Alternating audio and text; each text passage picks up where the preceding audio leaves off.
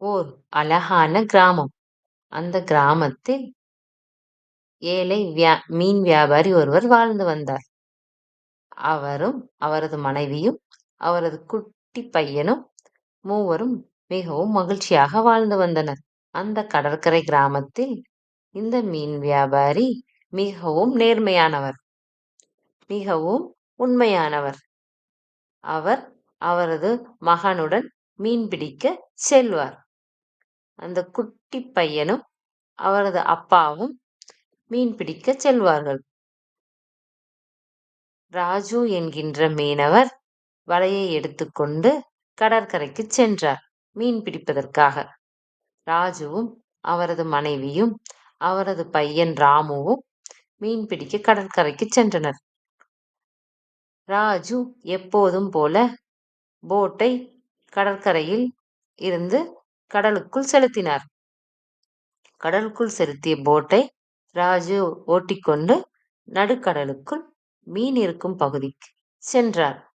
மீன் நிறைந்து இருக்கும் பகுதியை கண்டவுடன் ராஜு வலையை விரித்து மீன் பிடிப்பதற்காக விரித்தார். விரித்த வலையில் மீன்கள் நிறையாக மாட்டின. கலர் கலரான அழகழகான பெரிய மீன்களை பிடித்ததில் ராஜு மிகவும் மகிழ்ச்சி அடைந்தார். அனைத்து மீன்களையும் போட்டில் போட்டுக்கொண்டு கடற்கரைக்கு வந்து அடைந்தார். கடற்கரையில் இருந்த அவரது மனைவியும் மகன் ராமுவும் மிகவும் மகிழ்ந்தனர். பின்பு மூவரும் அந்த மீன்களை எடுத்துக்கொண்டு மார்க்கெட் சென்றனர். மார்க்கெட்டில் ராஜு கடை விரித்து அவற்றில் மீன்களை அடுக்கிக் கொண்டிருந்தார். மீன்களை அடுக்கி வியாபாரத்தை தொடங்கினார். மக்கள் நிறைய பேர் வந்து அந்த மீன்களை எல்லாம் வாங்கி சென்றார்கள். மீன் மிகவும் ஃப்ரெஷ்ஷாக உள்ளதாக சொன்னார்கள். அனைத்து மக்களும் மகிழ்ச்சி அடைந்தார்கள். அனைத்து மீன்களும் விற்று தீர்ந்தன. ராஜு கையில் நிறைய பணம் சேர்ந்தது. பணத்தை எடுத்துக்கொண்டு மூவரும் வீட்டிற்கு சென்றனர். ராஜு கூறினார், நாம் மூவரும் சாயங்காலம் கடற்கரை வீதிக்கு சென்று வரலாம். மனைவியும் குழந்தையும் மிகவும் மகிழ்ச்சி அடைந்தனர். இருவரும் காத்து கொண்டிருந்தனர் ராஜுவின் வருகைக்காக. ராஜு வந்தவுடன் மூவரும் சேர்ந்து கடைவீதி சென்றனர். அப்பா, எனக்கு பானிபூரி வாங்கித் தாருங்கள் என்று கூறினான் ராமு. ராஜுவும் அவரது மனைவியும் ராமுவும் மளிகை பொருட்கள் வாங்குவதற்கும் பானிபூரி சாப்பிடுவதற்கும் கடற்கரைக்கு சென்றனர். அவரது அம்மா மளிகை பொருட்கள் எல்லாம் வாங்கிக் கொண்டிருந்தார்.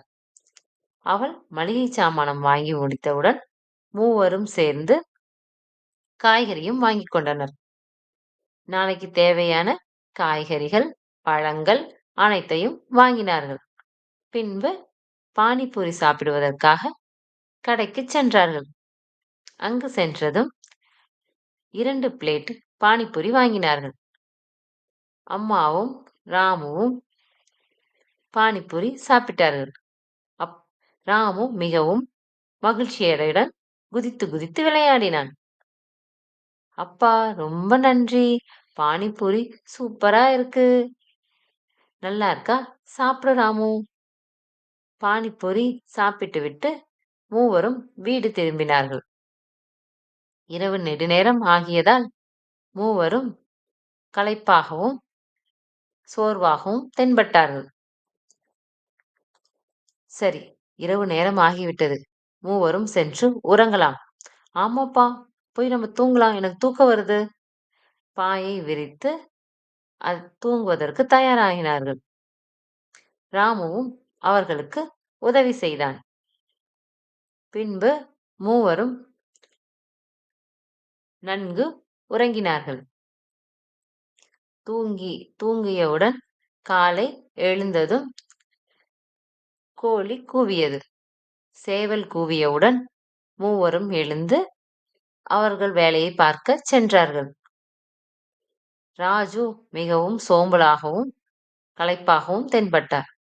சரி, காலை ஆகிவிட்டது, நாம் சென்று சில்லி கடை போட வேண்டும். நேரமாகிவிட்டதல்லவா என்றார்.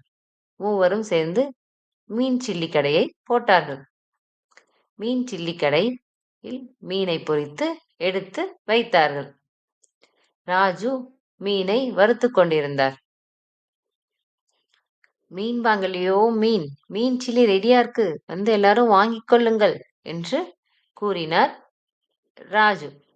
மக்கள் அனைவரும் வந்து மீன் சில்லியை வாங்கிச் சென்றார்கள். கூட்டம் நிறையாக கூடியது. அனைத்து மக்களும் மீன் சில்லியை சுவைத்தார்கள். மீன் சில்லி மிகவும் அருமையாக இருப்பதாக கூறினார்கள். மீன் சில்லி அனைத்தும் விரைவில் விற்று தீர்ந்தது. மிகவும் மகிழ்ச்சியுடன் ராஜு தென்பட்டார்.